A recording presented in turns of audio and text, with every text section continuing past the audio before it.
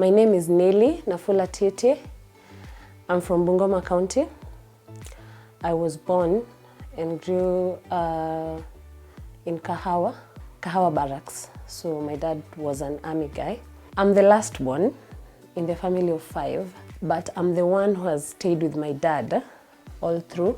My other 4 siblings are with my mom because she's a businesswoman back in Bungoma. So I have stayed with my dad all through. Let me just say, from the time I started class 1, I was with my dad. My mom just used to come and go. And I'll just say I was this good girl. I was a very good girl, very polite. And I started playing volleyball when I was around class 3. So my childhood mostly has been through like volleyball. You see the way kids go out to play. For me, I used to come from school, I'll go for training. During weekends, I'll still go for training, or maybe we'll go and play somewhere and stuff. So my childhood has been all through my dad and volleyball. I went to Kahawa Garrison Primary School from class 1 to class 8. Then later I joined Lugulu Girls High School, it's in Western. I joined it through volleyball. Okay, so I'm a volleyball player professionally, but now I've been inactive for 1 year. By the time I was reaching Form 3, that's when I started being a different girl from the Nelly people used to know. Of course, you know, now you're growing, and then by that time I was already earning. And by the time I was Form 3, I had already started playing for certain clubs. So I remember the first time I traveled outside, I was in Form 3. I had been selected for junior national team. We went to Mexico. So I've traveled the world through volleyball still. After high school, I continued playing volleyball, different clubs, but I got employed in Nairobi Water through volleyball again. I worked there for around 5 years and I left to Dubai. And immediately I went to Dubai, reached Dubai. I concentrated on volleyball again because this is my savior, I think, throughout my life. So I started playing volleyball with a club called Esperia, and through that club, I got a job. I worked for Ducon Industries. It used to deal with building materials and just something to do with buildings. Along that period, when I was working there, I had already started investing. So first, through my mom, who has been my pillar all through. I didn't have money, like I didn't just wake up and buy a plot and started building, but I just bought a plot pole pole through my income. Then I started building rentals. And so I have been building rentals for a while. I think now this is the 3rd year. So last year, I really wanted to finish, like I wanted now to like be done with rentals. So I gave myself a target that by the time it reaches my birthday, I'll be done, blah, blah, blah. But during that month, November, when it reached October, I knew clearly I wouldn't manage. There were still so many things that I had to do. So I resorted to doing Airbnb because I had already seen myself as a landlady. So I had it in my head and I was like, this is the gift I'm going to give myself. So I started Airbnb, the first one. It was a studio, just the same building. I think I did the Airbnb within a month, but I wouldn't say that I had all that money with me. I just started buying small things, and this is the same thing I tell my friends, like if you want to do an Airbnb, because it's a very good thing to do.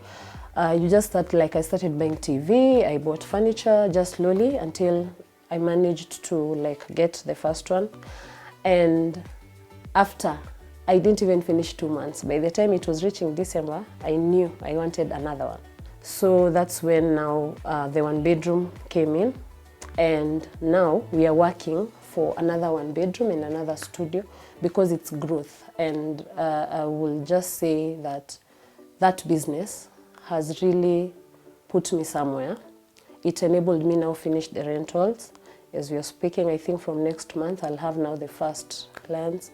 And apart from that, I am a farmer. I dwell mostly on maize, sugarcane, and I plant trees. So currently, we are managing 1,500 trees. I planted around February last year. So that is a long-term investment, which I keep saying, that's now when I'll own my dream car through the trees, because I know it's also a good investment. I would really like to thank my parents so much, because through their support, that is why I have managed to be where I am until now. My dad was extremely supportive, and my mother. Like for them, anytime, you see now when we're young, like maybe you're going to play for a tournament, maybe the coach would ask, they need fare or something. My parents used to come through. Like for them, they believed in me with that sport. And also the fact that it didn't affect my studies, I think that is why they were so easy to encourage me throughout. But as I keep telling my fellow parents every day, you know, kids are different. So when you find something in your child, it is just fair enough to support them. You don't know what it will do to them. Lugulu Girls High School is a very good school. It is one of the best schools in Western. And the fact that I went to that school and still managed not to pay school fees, that's a very big thing. And I know as much as by the time I was finishing, I didn't really pass the way I was expecting. I got a C+, which to me, even my parents were like, okay, this is not yours, but yeah. So I'll just say I was blessed because of that volleyball to go to that school. And I'm sure if I was not in that school and the way I had started being, I couldn't even have managed that C+. So for me, I just feel like parents should embrace their kids' talents, whatever they just see like they can be good at, they should just support them. And also in terms of growth, it still comes back to parents. You see, not necessarily going outside the country or even just here in Kenya. Like I tell my friends, even people who work for me, if you're working in Nairobi and maybe your other family is maybe in the village or somewhere, it is not bad to help.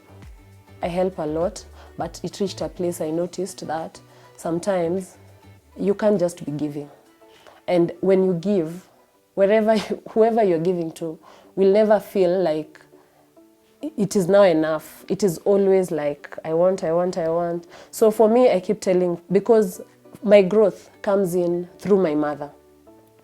I was in Dubai and I could send some money, you know, the way people just send money. And my mom will tell me, no, Nelly, now, let us just send the money you send. We can manage to buy something. And that is how I bought a plot. It reached a place I will send my mother money and maybe send an extra money for, we call it sukari. And my mom will just tell me, now where we have reached, usitume tena pesa ya sukari. Wacha sisi tumalize kitu tunafanya kwanza. You see, like now, your statement, it never leaves me. Because even when we were building, even when I had started building, I'll just stay and maybe she'll tell me, Nelly, maybe you can manage one lorry. You know, just send 10,000, you get a lorry. And just through that, you see, I just managed to make steps by step. And you know, people even sit down and wonder, how did Nelly just wake up and start having rentals? How did she wake up and now she's doing Airbnb? How did she wake up and do all that farming that she's doing? But for me, I'll just give it back to my mother. The encouragement. That fact of you're not ready, like she's not always ready to nipe. She also wants you to grow. And I think if parents can just do that, it will be fair enough for their kids. And that is how their kids will grow. Because if you just stay there and every time you're just like, I want this, and you can't track your child's growth, then it becomes very unfair. Yeah.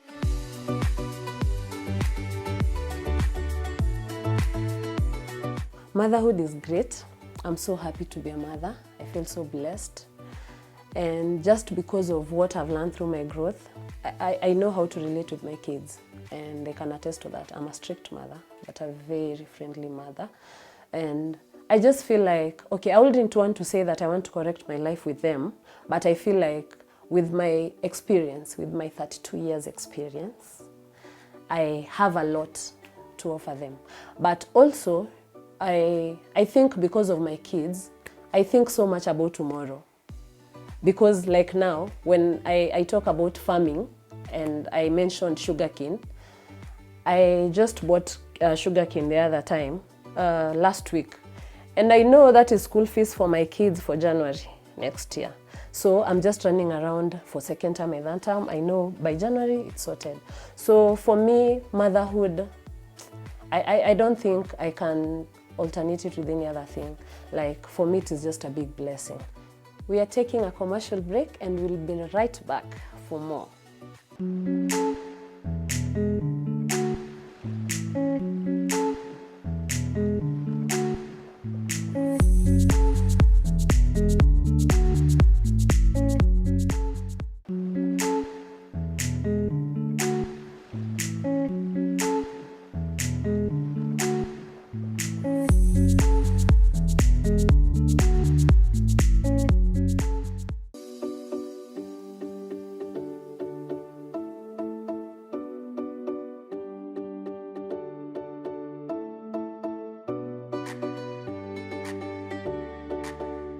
When we talk about passion and purpose, for me, I just feel like, okay, I have already started embracing mainly everything to do with real estate. Because now I've seen the growth I've had since last year, October, in this Airbnb business. So I have, like, let me just say, fully embraced real estate. I'm hoping I will even add more rentals back home. And for the Airbnbs, I've already said we have already started working on 2 more. So, and my purpose generally, for me, I just feel like every day should be a growth for me. So when I talk about whatever I've embraced now, I'm very sure, like I have targets for myself. So I just know that like now I've embraced real estate. The building that I'm now holding the Airbnbs, I look at it and I'm like, I want the whole building. It has around 10 houses, so I'm hoping that we will be able to like take the whole building, and that is my concentration now, apart from the farming, which mostly I do the long-term investments on farming.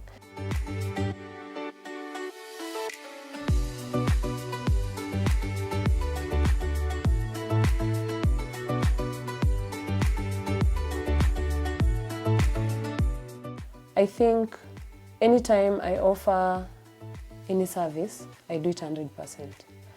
For me, when a client tells me, oh, I'm coming to see this place and see if I'll take it, I'm always sure I have that client because of the customer service I gave out. And for me, I'll even say my marketing, I've been helped more by the people I got at first. Like the person that came, anytime I get a client, that client will bring other clients. And I'm always sure I'm keeping a client. So for me, I think that customer service and how to deal with clients is what helps me in whatever I do.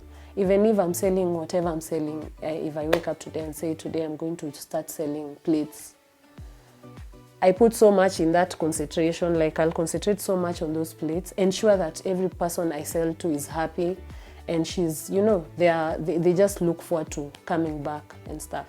And again, what I tell people, you don't have to, like when you try something and it doesn't work, you don't really have to just sit back and say, you know, I even tried selling handbags and they didn't.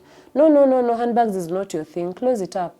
Open shoes, like you do anything. At the end of the day, you'll just try. There's no one who comes with, life doesn't have a manual. You just wake up, try this, doesn't work, go to another thing, try this. Like, for me, I just feel like people have to push themselves. You can't just stay there and say, I don't have a job, or you stay there and say, I tried doing this. May I tell people, if my mind tells me I start cooking githeri now and put it outside there, Me, I'll just wake up, shower, look so good, and go outside with my jiko and cook that githeri. So for me, I just feel like we just have to push ourselves.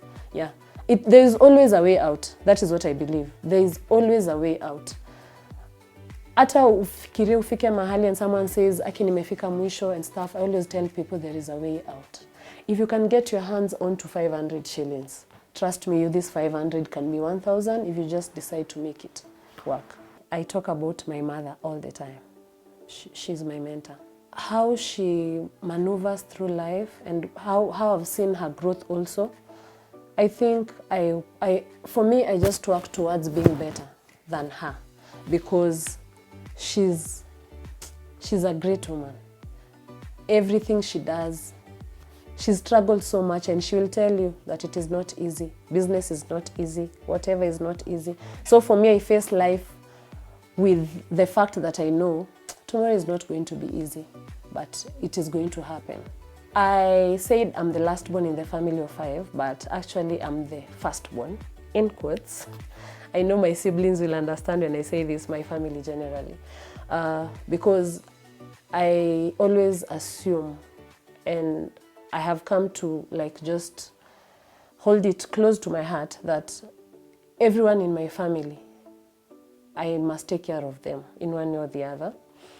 So like by the time I was going to Dubai, I just didn't wake up and go to Dubai. And I didn't just reach Dubai and things worked. I remember when I went to Dubai the first time, I slept at the airport. You know this thing that people have of going outside the country and it's all marvelous. And I remember when I was leaving Kenya, I told people I had gotten a job because no one would understand why you're leaving a job that you have permanent in Nairobi Water, which is a very good company, and you're going to another country to look for a job which you're not even sure you'll get. But I had to go. And when I reached there, the person who was supposed to take me, she didn't appear. I slept at the airport. I couldn't tell anyone. I think my family will be shocked. But I told my mom, I think the first time, just last month, when we were just talking like by the way. And it was rough. It was not easy back in that Dubai. But because my family depends on me and I'm that pillar that I'm so proud to say, I couldn't tell them that I was going through whatever I was going through. But I just managed to do whatever I had to do to be able now to get that team, Esperia, which welcomed me so well. And Dubai, you can't just stay there without working. And it was challenging for me because even when I went back there, the fact that I've left my family behind, it was so hard. But I just thank God that I was able to adapt. And even by the time I decided that I was coming back home, it was still not easy because you never save enough. You never.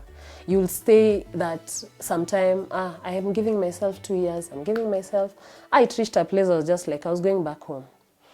And by the time I was coming back, remember I didn't have anything to stand on, like to say that I was going to survive with this. You can't survive with savings because when you get money from your purse and you don't multiply it, of course it will finish. It doesn't matter how much you have. Through all those obstacles that I met and stuff, I think the go-getter in me is what pushed me. Because when I came back to Kenya, I didn't just come and start the Airbnb business. I remember there was a time I was selling household stuffs. Like I would run to Kamkunji, get something, add that 500 or 1,000 on top. And it helped me until now I came up with the decision now to start this Airbnb. For me, it's a day at a time, like each day counts. But when you're a mother, you have no option. Things have to work. You don't have an option. Whether you're going through whatever you're going through, but things have to work. Like at the end of the day, you just have to put your hand somewhere and get whatever you can get because the kids won't understand that this is not happening. Yeah. Some of the lessons that I've learned, never to depend on any human being. And my mother says that statement every time we talk. For me, I don't even look at my partner in that aspect of he must do this 1, 2, 3, 4, 5. I always tell people that if you cannot stand on your own, like on your 2 feet alone, then it's very sad. You can't even depend on your parents. You should not even depend on your partner. It should, for me, it is always, what can I do?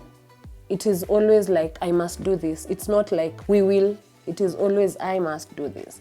If I get another help, if I get another hand, that comes as a plus to me.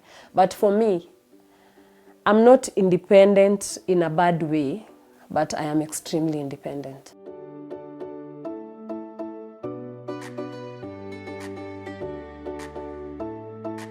What I wish I was told when I started this business was, it will be addictive.